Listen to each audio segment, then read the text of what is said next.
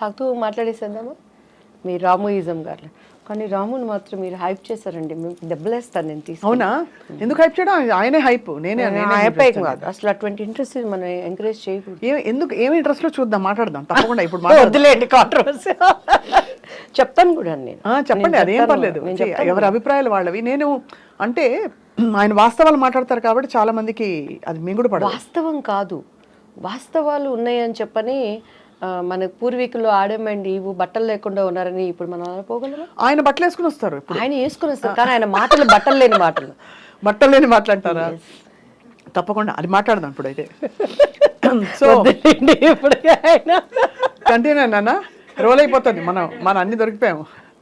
So దివ్యవాణి గారు ఇప్పుడు బాగా చక్కగా మా సుగుణ మంచి షుగర్ వేసి పట్టుకొచ్చింది. మీరేమన్నా అలాంటి రెస్ట్రిక్షన్స్ ఫాలో అవుతారా? సుగుణమ్మ నీకు happy Christmas, happy new year. Thank you Sugunamma కూతురు వాణి, నీకు కూడా ఐ లవ్ యూ. అబ్బో ఇంకా అయిపోయింది, మురిసి పొంగిపోతారు. అవునా? Beautiful tea and coffee. వాళ్ళు లేకుండా మనం లేవండి, వాళ్ళ ప్రేమే మనకి ఆదరణ. అంతే కదా. రాజేంద్ర ప్రసాద్ గారి మీ కాంబినేషన్ చాలా హిట్ కాంబినేషన్ ఆ రోజుల్లో. సో ఆయన పాత్ర మీ కెరియర్లో ఎలా ఉండేది? అంటే ఆయన ఒక సీనియర్ యాక్టరు, యాజ్ ఆర్టిస్ట్గా ఆయన నేను ఎప్పుడు కూడా నేనేంట్లేండి చాలామంది, నేను ఎప్పుడు యాజ్ ఆర్టిస్ట్గా ఆయన ఏమంటానంటే ఆయన ఒక మండుతున్న కట్టె. మండుతున్న కట్టెలోకి మనం సంక్రాంతి భోగి పండుగలప్పుడు చూస్తాం, పచ్చి కట్టెలు తీసుకొచ్చి అందులో వేస్తే అవి కూడా మండుతాయి. అవును. యాక్టింగ్ రాని వాడిని కూడా ఆయన పక్కన నిలబెడితే యాక్టింగ్ వస్తుంది. అంతేనా? అండ్ ఇంకొకటి ఆయనలో గ్రేట్నెస్ ఏంటంటే ప్రతి దాంట్లో హీ విల్ ఇన్వాల్వ్డ్. అవతలోళ్ళు తిట్టుకున్నా పర్వాలేదు, అవతలోళ్ళు నసిగినా పర్వాలేదు, డైరెక్టర్ ఏమనుకున్నా పర్వాలేదు, కో ఆర్టిస్ట్లు ఏమనుకున్నా పర్వాలేదు, కానీ అన్నీ తానైపోతాడు. ఈ సెట్ కానీ నా క్యారెక్టర్ చేయించడం కానీ, అంటే తను ఏంటంటే అంతా బాగుంటేనే కదా సినిమా సక్సెస్ అనే స్వభావం ఉన్న వ్యక్తి.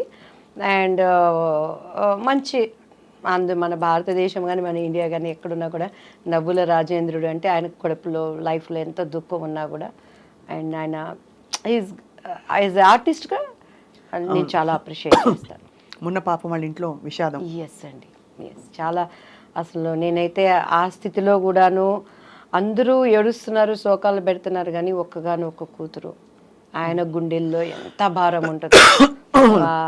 మహానటిలో చేసింది ఆ పాప. ఇంకొకటి ఏంటంటే లక్కీ, మా బాబు పేరు కిరణ్ కాంత్.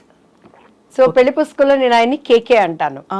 సో కేకే అలానే నన్ను అమ్ముకుటి ఆ మూవీలో, మా పాపని తెలియకుండా మేము అమ్ముకుటి అని పిలుస్తాము. అండ్ ఇప్పుడు మహానటిలో ఆ పాప చేసింది కదా చిన్న సావిత్రి, నాకు కూతురుగా చేసింది. అవును, అది తనకి ఫస్ట్ మూవీ. అది ఎన్ని కలిసి వచ్చాయి చూడండి ఎలా, అంటే ఒక థ్రెడ్ ఉన్నట్టుంది ఆల్మోస్ట్.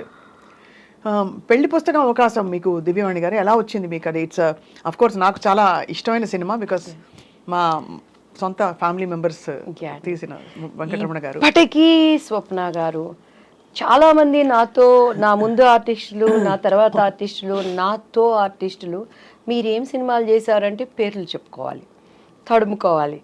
ఆ హీరోలతో ఎంతో స్ట్రగుల్ అయ్యి ఏమేమో పణంగా పెట్టి వాళ్ళు పెద్ద పెద్ద హీరోలతో చేశారు. కానీ దేవుడి దయ, బాపు రమణ గారు దివ్యవాణి అంటే పెళ్లి పుస్తకం అంటే దివ్యవాణి, ఆ తర్వాతే రాజేంద్ర ప్రసాద్ గారు అంటారు. అవునవును, ఎందుకంటే నేను కొత్త అలా చేయటానికి. అండ్ అది అసలు నేనైతే సినిమా ఇండస్ట్రీలో అలసిపోయి నేను సినిమా ఇండస్ట్రీకి సెట్గానేమో నిజంగా వెళ్ళిపోయి పెళ్లి చేసేసుకొని అంట్లు తోముకుంటాను, ఏదో ఒకటి చేసుకుంటా ఉండొచ్చు. మా బావ ఉండేవాడు, మా అత్తయ్య గారు అబ్బాయి, నేను పెళ్లి చేసేసుకుంటాను, నన్ను పంపించేయండి అన్న టైంలో బాపు గారి దగ్గర నుంచి కాల్ వచ్చింది. ఇట్లా బాపు గారు చూస్తారంటే ఈయన కూడా అంతే, అందరూ డైరెక్టర్ లాగానే ఉంటారు, వేవేవో మాట్లాడతారు, నేను అలా ఉండను అంటాను. ఇంటికి వచ్చినాక మా అమ్మ ఇండైరెక్ట్గా తిడుతుంది, డైరెక్ట్గా తిడితే మళ్ళీ నన్ను భరించలేరు ఎవరు, ఇండైరెక్ట్గా తిడుతుంది. నేను ఇంకా ఏడ్చుకుంటా చీదుకుంటా ఉంటాను, నన్ను పంపించండి నేను మళ్ళీ చదువుకుంటాను అంటాను. ఇది కూడా అంతేలే అని చెప్పని తలకి బాగా నూనె పెట్టుకున్నాను. అప్పుడు చీర కట్టాలంటే మమ్మీనే కట్టేవాళ్ళు, నాకు అంత కట్టుకోవటం రాదనమాట.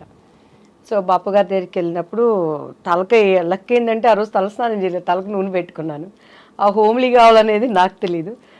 మీకు ఇక మీరు మన రమణ గారి ఫ్యామిలీ అని అంటే మీకు తెలుసు కదా, బాపు గారి రూమ్ పైన పెద్ద రూమ్, అన్ని పుస్తకాలు, చిన్న ఆయనగా ఆయన కూర్చొని బొమ్మలు గీసుకుంటున్నారు. మన రమణ గారు ఉన్నారు కదా, రమణ గారు తీసుకెళ్లారు. ఈ అమ్మాయి కొత్త అమ్మాయి అండి దివ్యవాణి గారు అనగానే చూశారు బాపు గారు, నమస్కారం అండి అని కూర్చున్నాను నేను. ఇది జుట్టు మీ సొంత జుట్టు అండి అని అన్నారు. అవును సార్ అన్నాను. ఇట్లానే ఉండాలి మూవీలో అన్నారు. సరేనండి అని, ఎందుకంటే నేను ఓకే అవననేది నాకు లోపల ఒక అభిప్రాయం. బట్ నాకు అప్పుడు బాపు గారి విలువ నాకు నిజంగా తెలియదండి. బాపు గారు ఎంత గొప్ప మనిషి, ఎందుకంటే నేను సినిమాలు చూసేదాన్ని కాదు. ఈ క్వార్టర్లీ హాఫ్ ఇయర్లీ ఎగ్జామ్స్ వస్తే ఒక సినిమా, అది కూడా అప్పుడు మనకు తెలిసిన హీరోలు ఎవరు, శోభన్ బాబు, కృష్ణ. మా అన్నయ్య ఏమో కృష్ణ ఫ్యాన్స్, మేమేమో శోభన్ బాబు ఫ్యాన్స్. ఈ 2 సినిమాలు అంటేనే ఇంట్లో అడుక్కుంటే కానీ పంపించండు మా నాన్నగారు. అట్లా నేను పెరిగిన దాన్ని. లోతుగా సినిమా ఏంటి, పరిజ్ఞానం ఏంటండి. ఇప్పుడు రాజేంద్ర ప్రసాద్ గారు వీళ్ళందరూ ఏం చెప్తారు, మేము ఏంటి డబ్బింగ్ 75 పైసలకి చెప్పాము, అన్నం లేకుండా ఉన్నాము, దీని మీద కసితో వచ్చాము. సూపర్ స్టార్ కృష్ణ గారు కానీ ఇప్పుడున్న మెగాస్టార్లు కానీ. నాకు అట్లంతా నేను రాలేదు, తేపడ్డాను కాబట్టి నాకు అసలు సినిమాలు ఇవన్నీ తెలియదు అనమాట. సో బాపు గారి విలువ తెలియకుండా అప్పుడు ఆయన ఏమడిగారంటే, మా అమ్మగారు అన్నారు, మిస్సమ్మ సినిమా చూసామమ్మ అన్నారు. నిజంగా ఆ సినిమాలు ఏం చూస్తాం, ఈ ట్రెండ్లో పెరిగిన వాళ్ళం. మా అమ్మ ఇంకా చూస్తే ఇట్లా అన్నారు, అమ్మ అంటే చూశానని చెప్పానంటే చూశాను సార్ అన్న. నిజంగా నేను మిస్సమ్మ చూడలేదు. అబద్ధం, ప్రామిస్ అబద్ధం చెప్పాను. లేకపోతే ఇంటికి వెళ్ళినాక మొట్టికాయలు పడతాయి, పప్పు గుత్తికారతో డబ్బులు పడతాయి. ఎవరు పడతారు ఎవరు చూసి చూశాను సార్ అన్న. కానీ సేమ్ అందులో క్యారెక్టరే మీది అని అన్నారు. అలాగే సార్ అన్నాను. నీకు కాళ్ళు చూపియమ్మ అన్నారు. మా అమ్మాయికి ఇలా చూసాను. మా అమ్మగారు పాప ఆమె భయపడతా, ఈ అవకాశం అన్నా మా అమ్మాయికి రావాలి, ఏదో ఒకటి మా అమ్మాయి ద్వారా మేము ఇండస్ట్రీలో ప్రూవ్ చేసుకోవాలని కాళ్ళు చూపించాను. ఎందుకంటే ఆ మూవీలో ఎక్కువ కాళ్ళకి షార్ట్స్ ఉంటాయండి. మహానుభావులు. నా స్టోరీ నాకు మిస్సమ్మ సినిమా మళ్ళీ చూడమ్మా అని అన్నారు. అలాగే సార్ అని చెప్పాను. ఇంటికి వెళ్ళిపోయాను. టక్ టక్ టక్ టక్ అగ్రిమెంట్, డేట్స్ ఫిక్స్ అయిపోయినాయి. 45 days కంటిన్యూస్గా షూటింగ్. అమ్మ అన్ని మాట్లాడేశారు, డబ్బులు ఏమిటి అసలు, ఎన్ని రోజులు? రమణ గారు ఉన్నారు, మన మేనేజర్ రమణ గారు, ఇప్పటికే ఆయనే ఉన్నారు. శ్రీరమణ గారు అంతా మమ్మీ మాట్లాడుకున్నారు. శ్రీరమణ గారు అంటే పెద్దవారు? నో ఇప్పుడు ములిపూడి వెంకటరమణ గారు, బాపు గారు. శ్రీరమణ గారు ఈజ్ ద ఇంకా పర్మనెంట్ కుటుంబ సభ్యులు. అవును, ఆయన అదే శ్రీరమణ గారు అంటే ఆయనే కదా అంటే. శ్రీరమణ గారు అంతా మాకు మమ్మీతో మాట్లాడారండి. నెక్స్ట్ డే ఆంధ్రజ్యోతి, ఈనాడు, బాపు బొమ్మ దివ్యవాణి అని వచ్చింది. ఫస్ట్ ఫోన్ మా ఇంటికి వచ్చింది. అప్పుడే మారిందా మీ పేరు? దివ్యవాణి అప్పుడు మారలేదు కదా, అంతకు ముందే ముందే మారిపోయింది. అంటే నాకు ఫస్ట్ నేను చేసినప్పుడు డాన్స్ రాజా డాన్స్ అని చేశాను. అనుకోకుండా మొన్న వినోద్ రాజా అని బెంగళూరు ఒక ప్రైవేట్ మీటింగ్కి వెళ్ళినప్పుడు కలిశానండి. దాంట్లో అప్పట్లో చిరంజీవి గారు సిడీ తెప్పించుకొని చూసారు ఆ అబ్బాయి డాన్స్కి. లీలావతి గారి కొడుకు కన్నడ రాజ్ కుమార్ గారు. సో ఆ టైంలో నాకు దివ్య అని పేరు పెట్టింది ద్వారకేష్ గారు. ఆయన భవ్య అని ఒక అమ్మాయిని పరిచయం చేశారు. సో దివ్య అని ఆయన పెట్టారు. మమ్మీకి వాణి అంటే ఇష్టం, దివ్యవాణి అలా అయిపోయింది. సో బాపు గారు ఇక దివ్యవాణి కానీ ఫస్ట్ మా ఇంటికి వచ్చిన కాలు దాసనారాయణరావు గారు. మీరు ఒక మాట అన్నారు, అంతకు ముందు మీరు చాలా విసిగిపోయారు, బాపు గారు అవకాశం కూడా అలాగే అవుతుందిలే అనుకున్నారు. చాలా అయ్యాయి ఆడిషన్స్, అంటే ఏమయ్యేది ఆడిషన్లో? మీరు సెట్ అయ్యేవారు కదా వాళ్ళ క్యారెక్టర్కి, లేకపోతే అంటే దానికి ముందు దాసనారాయణరావు గారిది అభిసారిక అని ఒక మూవీ వచ్చిందండి. అప్పుడు మేము పద్మాంటి దగ్గరికి వెళ్ళి, మమ్మీ తెనాలి మాకు తెలిసిన ఒక మమ్మీ వాళ్ళ క్లాస్మేట్ పద్మాంటికి మంచి క్లోజ్, మంచి వాళ్ళండి తెనాలి పిల్లలు, చాలా వాళ్ళు కష్టపడుతున్నారు ఇండస్ట్రీలో అని అంటే పద్మాంటి రిఫర్ చేసి దాసరా అంకుల్ దగ్గరికి వెళ్ళాం. సవేరా హోటల్లో అప్పుడు వీళ్ళకి పాముగురో వీటిల్లో జరుగుతూ ఉండే స్టోరీ డిస్కషన్స్ అవన్నీ. ఏమి చేస్తారు, మాట్లాడేవాళ్ళు. కింద నుంచి పెద్ద చూసారు, ఒడ్డు పొడుగు బాగుంది అమ్మాయి అనేవాళ్ళు, స్టోరీ మంచి క్యారెక్టర్ అండి అనేవాళ్ళు. కొంచెం మీరు బయట కూర్చోండి అమ్మాయితో మాట్లాడతాం అనేవాళ్ళు. మా అమ్మాయికి ఇటు చూసేదాన్ని నేను, ఇంకంతే. ఇంక మా అమ్మగారు బయటకు వెళ్తాను అని అంటే వెళ్ళనిచ్చేదాన్ని కాదు. సో ఆ లోపల వాళ్ళ భావన ఏంటనే అర్థమయ్యి అర్థం కాని వయసు నాది అప్పుడు. సో అలా ఇక మా అమ్మగారు నన్ను వదిలిపెట్టేవాళ్ళు కాదు. మొన్న కూడా చౌదరి గారు అని చెప్పని ఒక ఆయన ప్రొడ్యూసర్ కలిసారండి. అప్పుడు అర్జున్ సర్జాతో ఒక మూవీ చేయాల్సింది, శారదా అంటే మెయిన్ క్యారెక్టర్. అందులో అంతా డేట్స్ వరకు వచ్చింది, అంతా ఓకే అన్నారు, క్యారెక్టర్ మిస్ అయిపోయింది. కాదు అంటే అంత ఓపెన్గా మిస్బిహేవ్ చేసేవారా? నా దగ్గర మిస్బిహేవ్ చేసి నా దగ్గర బతికి బట్ట కడతాడండి వాడు ఎవడైనా. అదే అందుకని ఎందుకంటే ఇప్పుడు జీలో అప్పుడు ఉండేది. అదే మీరు బోల్డ్ గా కనిపిస్తున్నారు చాలా, బట్ ఎలా మీకు అర్థమైపోయేది వాళ్ళ మనసులో ఏమిటని? అంటే మా మమ్మీతో మాట్లాడేవాళ్ళు. మమ్మీ అమ్మాయి చిన్నపిల్లండి, తను ఫ్రెండ్లీగా మంచి ఆర్టిస్ట్ అండి, మా అమ్మాయిలో టాలెంట్ ఉందండి అని అలా అనేవాళ్ళు. ఇంటికి వచ్చినాక డిస్కషన్ జరుగుతుంది కదా, నన్ను బాగా రెచ్చగొట్టేది మా అక్క అయితే. చూడు నువ్వు చేయాల్సిన క్యారెక్టర్ అమ్మాయి చేసింది, చూసుకుంటే నువ్వు చేసుకొని నాకేంది, నేను ఎప్పుడు ఏ క్యారెక్టర్ పోయిందని ఏడ్చింది లేదండి.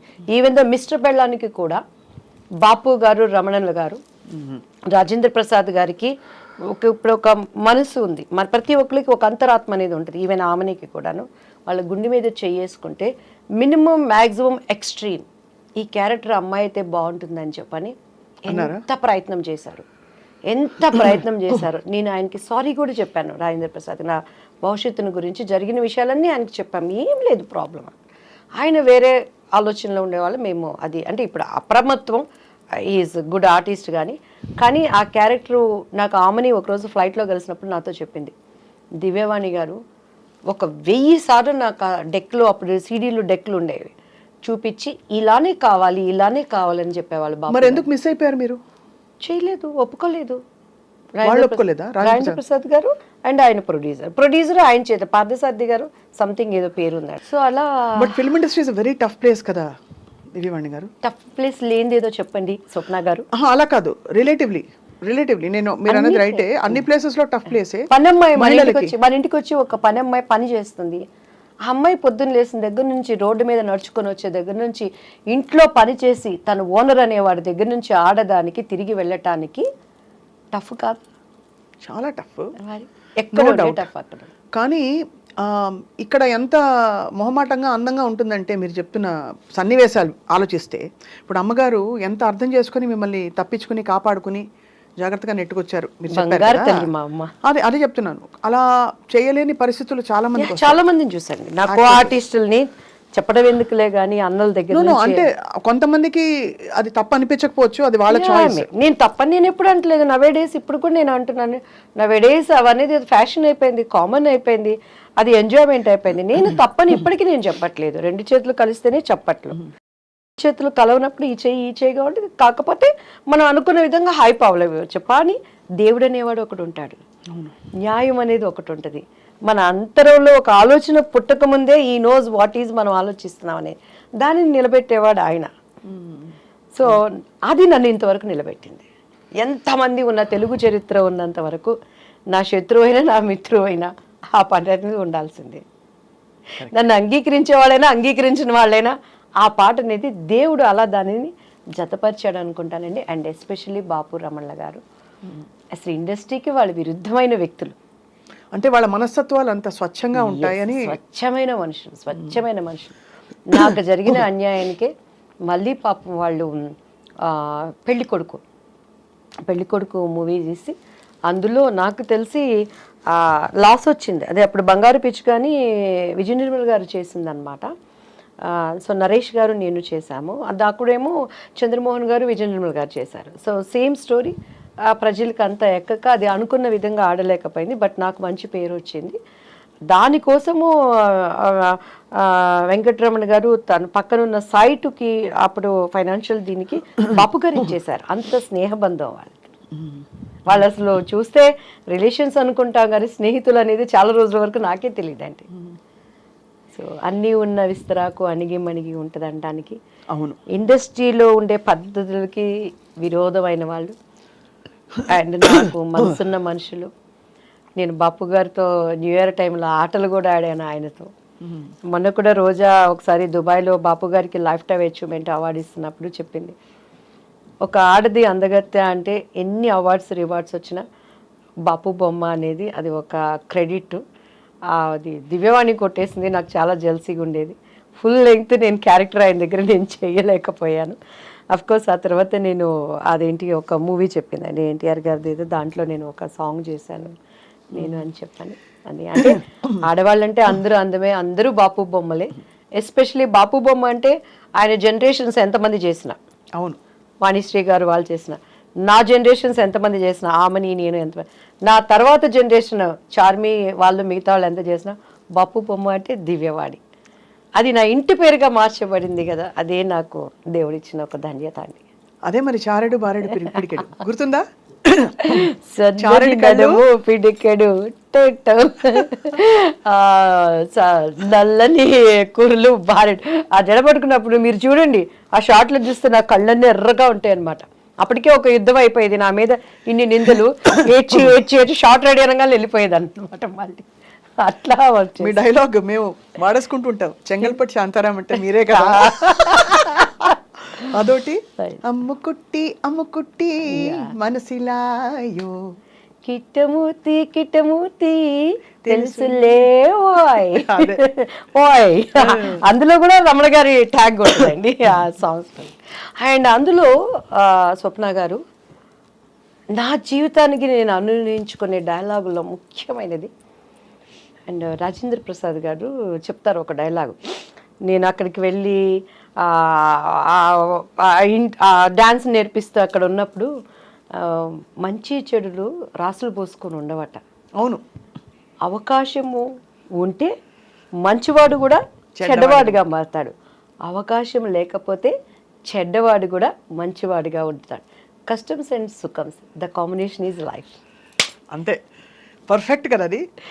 నా జీవితంలో ప్రతి చోట ఎదురయ్యే బిట్స్లో ఎంత అనుభవంతో ఎంత జ్ఞానంతో ఆయన ఆ డైలాగ్ రాశాడు. ప్రతి మనిషికి ఒక్కొక్క మనిషిలో ఉండే కలర్సు, నటన, నా బిడ్డలు కానీ బయట వాళ్ళు కానీ నమ్మిన వాళ్ళు కానీ బయటకు వచ్చేటప్పుడు అంతా మంచి చెడులు రాసుకుపోసుకొని ఉండవు. అవకాశం ఉందంటే మంచోడు కూడా చెడ్డోడు అయిపోతాడు, అవకాశం లేకపోతే చెడ్డోడు కూడా గప్చిప్ సాంబార్ బుడ్డి. సాంబార్ బుడ్డి. సో అలా లైఫ్లో. అండ్ నా లైఫ్ ఏంటంటేనండి, మా మమ్మీ దగ్గర ఏం తెలీదు, మా ఆయన దగ్గర అంతకన్నా తెలీదు.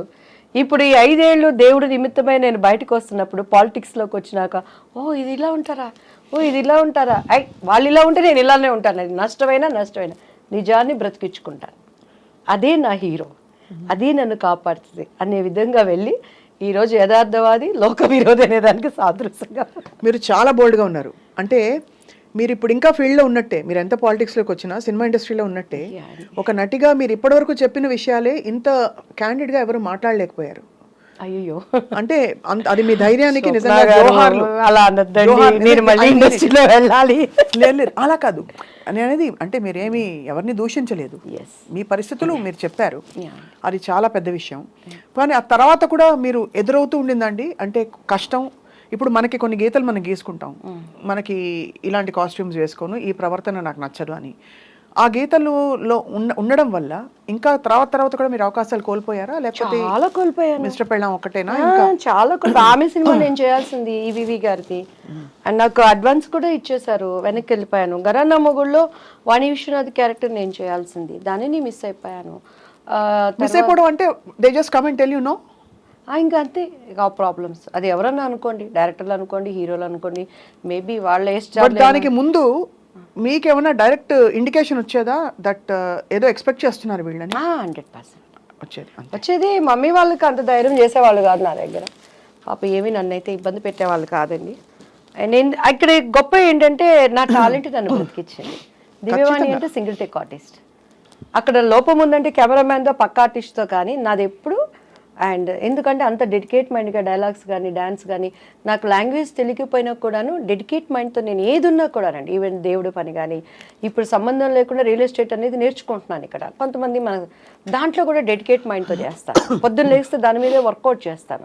అలా నేనేమి ఎక్కడ బైబుల్ కాలేజీకి వెళ్ళలేదు, బైబుల్ థెరపీలు పొందలేదు, కానీ అక్కడ నిలబడినప్పుడు నేను షికాగోలో చాలా టైం ఇస్తారండి వాళ్ళు, కానీ అక్కడ 1.5 hours 2 hours when God spoke through with me, whole Chicago దేవుడు మాట్లాడాడు అనే విధంగా, అక్కడ హృదయాలకు తాకే విధంగా నేను దేవుడికి పాదాలు పట్టుకుంటాను. అట్లా ఏది చేసినా నాకు తెలియకపోయినా కూడాను దాన్ని తెలుసుకోవడానికి ప్రయత్నం చేసేదాన్ని. అది ఇండస్ట్రీలో నన్ను నిలబెట్టింది.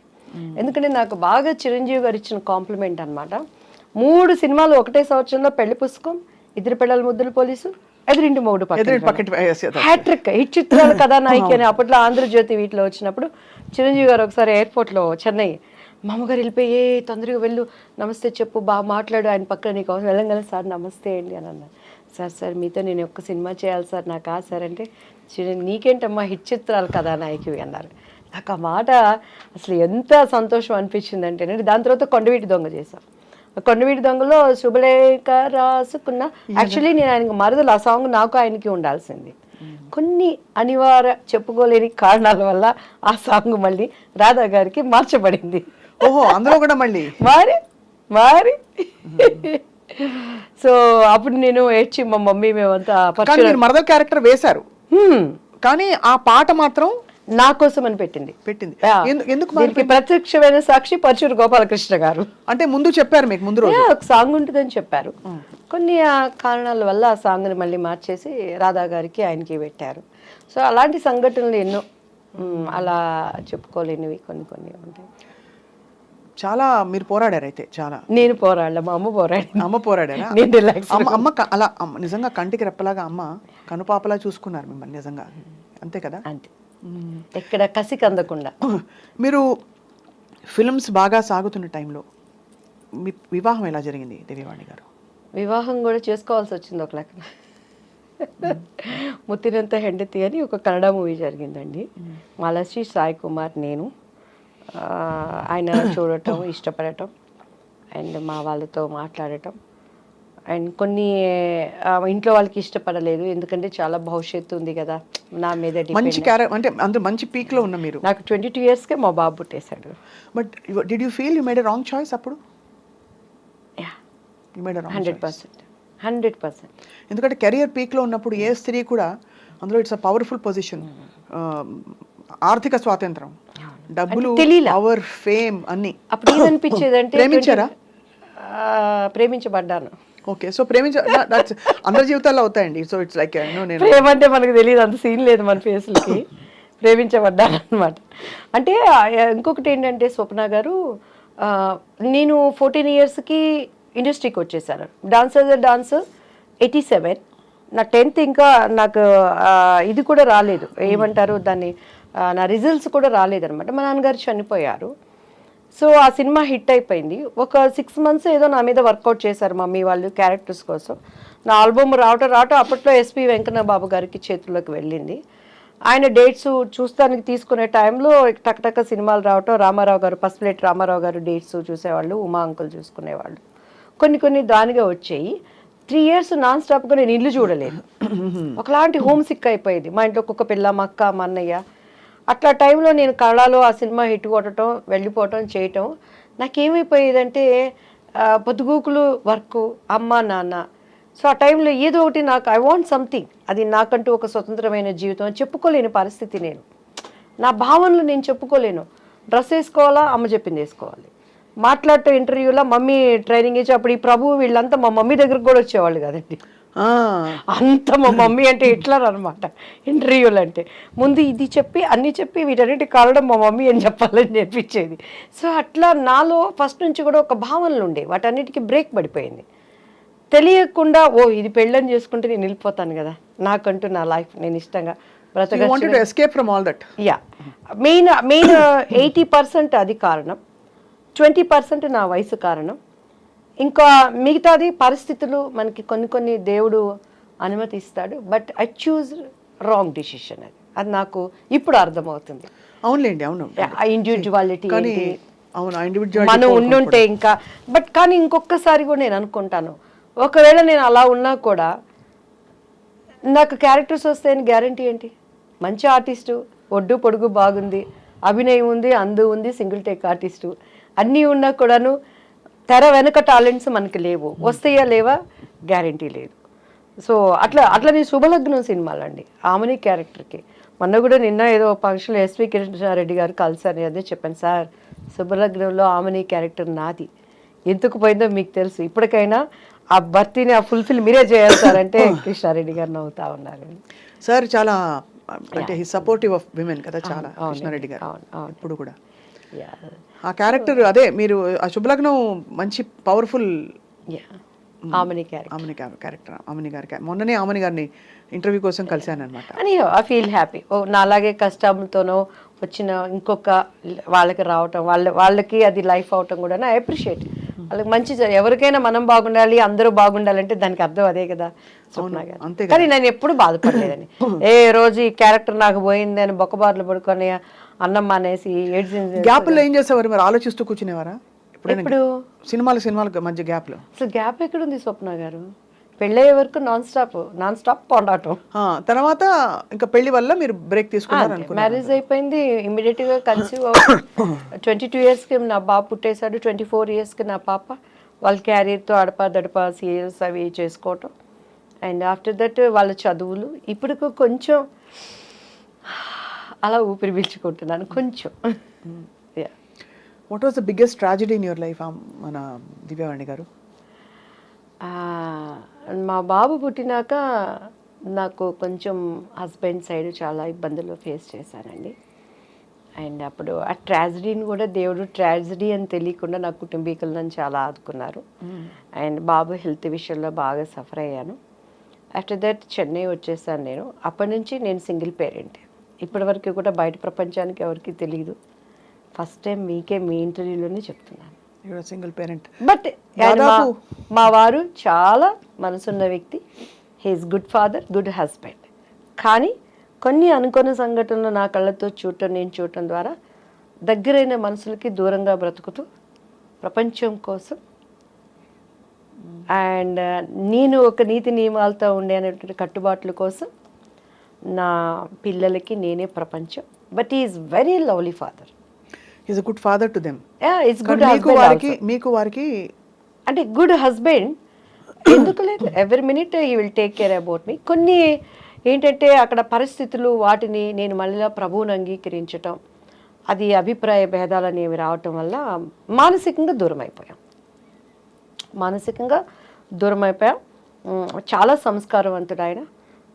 నాకు దేనికి అడి చెప్పి every minute he will take care. మా పిల్లల గురించి కానీ ఇక కామెడీ ఏంటంటే మా పిల్లలకు కూడా మాకు ఎంత అగాధం ఉన్నది అనే విషయం తెలియదు.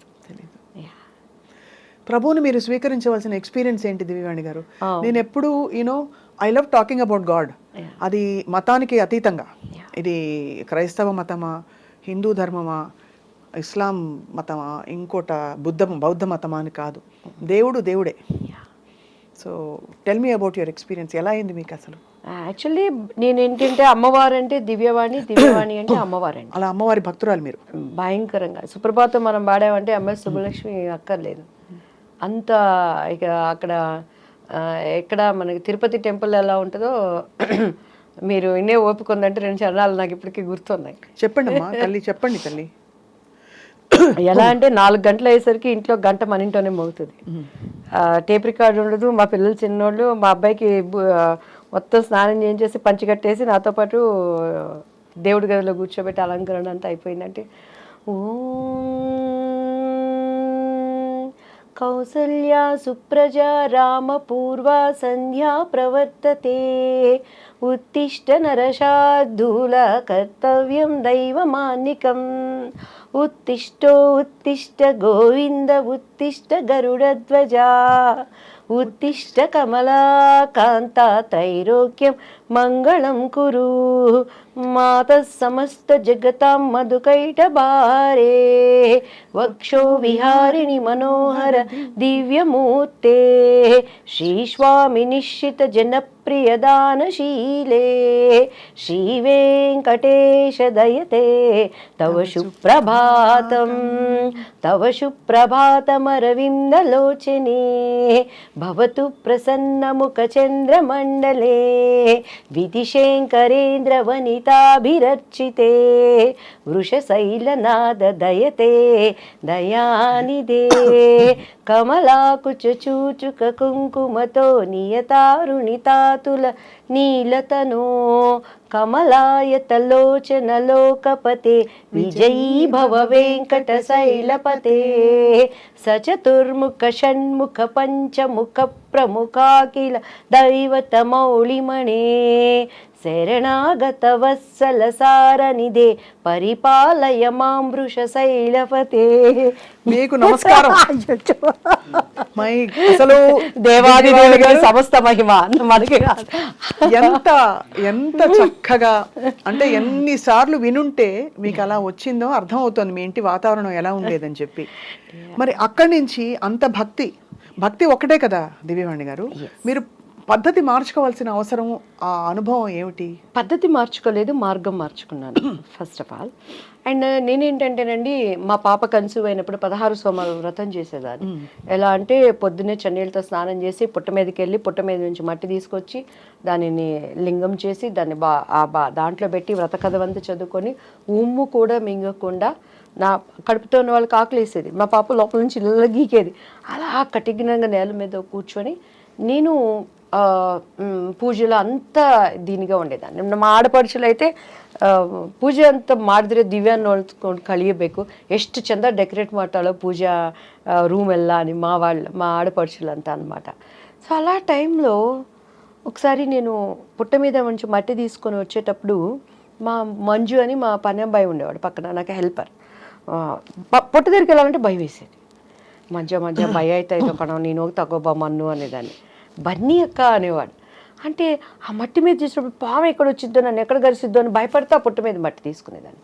ఒకరోజు మా ఇంట్లో అప్పటి సౌదీ అని చెప్పని కర్ణాటకలో అంతా బచ్మనే అంటారండి, బాత్రూంలోనే రాగి కాగుంటుంది, 24 hours నీళ్ళు కాగుతూనే ఉంటాయి. ఆ కట్టెలు పైనుంచి తీసేటప్పుడు ఇంత పెద్ద కట్ల పాము పడింది కింద. నేను వణికిపోయి పరిగెత్తి దానిని కట్టి తీసుకొని కొడతా ఉన్నాడు ఎవరు, ఆ పిల్లోడు మంజు. నాకు అప్పుడు పాము దేవుడు కదా, పాము దేవుడు కనిపిస్తే ఇప్పుడు స్వప్న గారు రాగానే నాకు ఒక బ్యూటిఫుల్ హగ్ ఇచ్చారు. ఎంత ప్రేమ అంటే ఆ కౌగిలింతలో ఇష్టం, ప్రేమ. ఒక మనిషికి మనిషి ఎంత ఇష్టం ఉంటే దేవుడు కనిపిస్తే నేను వాటేసుకోవాలి కదా, నేను హక్ చేసుకోవాలి కదా. ఆ దేవుడి కోసమే కదా మనం పూజలు చేస్తున్నాం. మరి పాము నేను హక్ చేసుకోవాలి కదా. ప్రతి మనం ఆరాధించే వాటికి పాము సింబల్ ఉంటుంది కదా. ఎందుకు పామును కొడుతున్నాం? దేవుడు వచ్చాడు కదా, దేవుడిని ఎందుకు హక్ చేసుకోలేకపోయానని ఒక ఆలోచన వచ్చింది. ఏమోలే, మన పితరులు చెప్పారు మనం చేయాలి అనుకొని. అలానే వినాయక చతుర్దశి వచ్చినప్పుడు మా బాబుకి చక్కగా పంచికట్టి నగలన్నీ వేసి వాడికి కూడా ఉండ్రాలు వేసేదాన్ని. ఒకరోజు మా ఇంట్లో ఎలుక వచ్చిందండి. ఎలుక వచ్చినప్పుడు ఎలుకలు అంటే మా వారు చాలా, ఆయన ఎట్లా అంటే అసలు ఫుడ్ దగ్గర బళ్ళు వచ్చినాయి హల్లి బందిదే సాయిస్ పూడి అంటారు. చాలా నీట్నెస్, డిసిప్లైన్, చాలా కేర్ ఉంటారు అన్నిట్లో. ఆ ఎలికని చంపడానికి నేను బండి కష్టం నాకే తెలుసు స్వప్న గారు.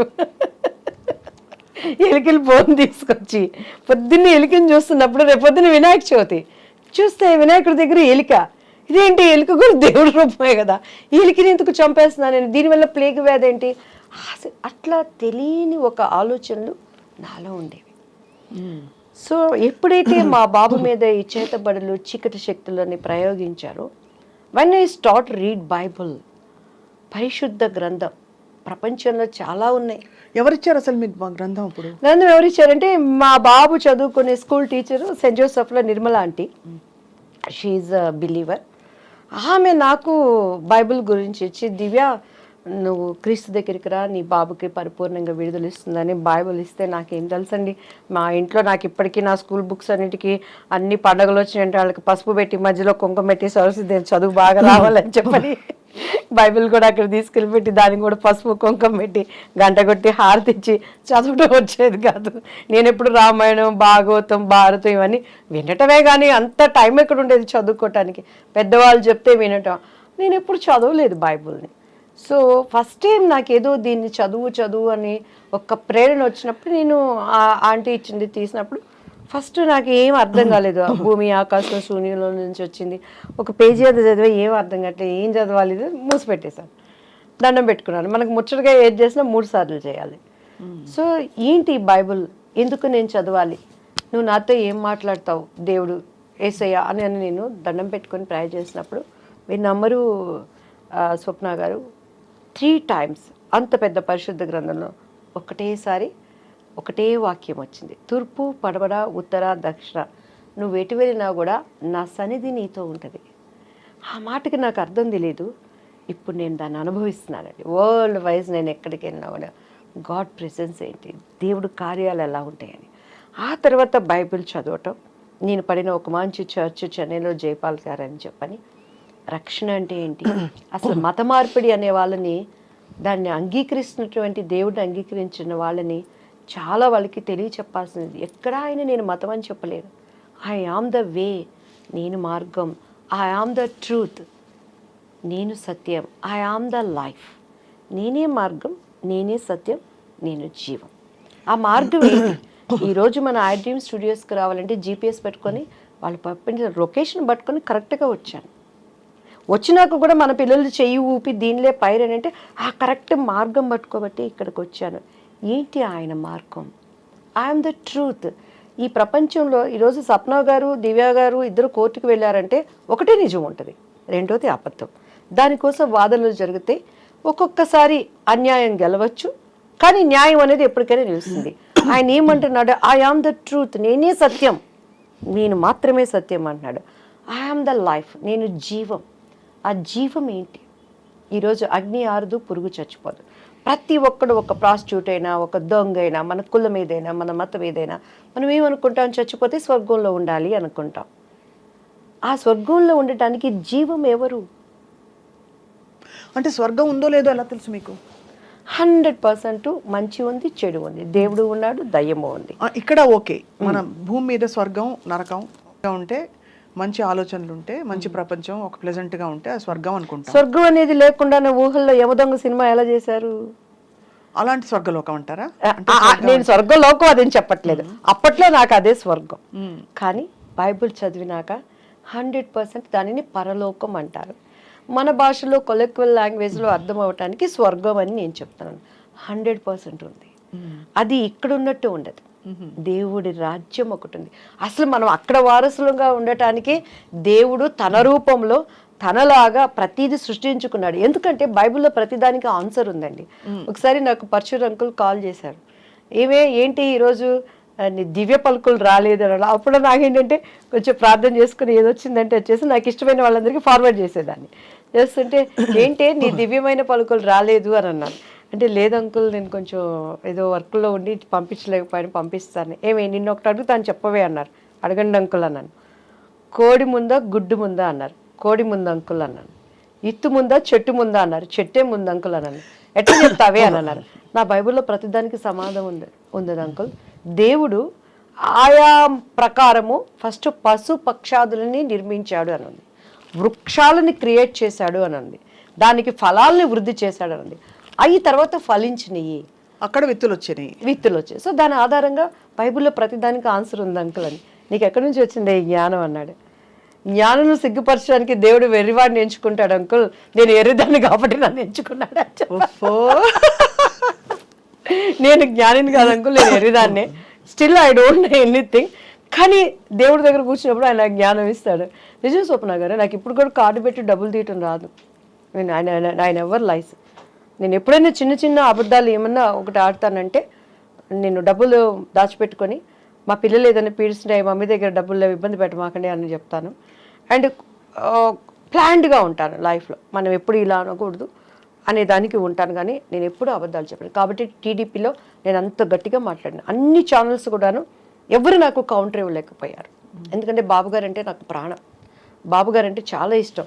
టీడీపీ నుంచి నేను బయటకు వచ్చినాక కూడాను నన్ను అపోజిషన్లో ఉన్నప్పుడు ఆ రోజు జగన్ గారి పార్టీలో ప్రతి ఒక్కళ్ళు సంప్రదించారు. ఇప్పటికైనా రండి, మీలాంటి వాయిస్ కావాలి అన్నప్పుడు నేను ఎందుకు, జగన్ గారు నాకు విరోధి కాదు, యాజ్ ఎ బిలీవర్గా ఆయన నేను చాలా అభిమానిస్తాను. కానీ అక్కడ నేను అమరావతి అప్పుడు ఒక ప్రార్థన చేశానండి. మీరు కావాలంటే ఆ ప్రార్థన మీరు చూడండి. ఇది అమరావతిగా ముద్రించబడాలి దేవా అని చేసిన ప్రార్థన వ్యర్థమైపోతుంది. ఈరోజు నాకు ఇచ్చే ఆపర్చునిటీ పదవులు చూసుకుంటే, దేవా ఈ ప్రార్థనని నేను అబద్ధం చేయకూడదు తండ్రి అని నా పొలిటికల్ భవిష్యత్తును కూడా నేను అప్పుడు మానుకున్నాను. నా దేవుడు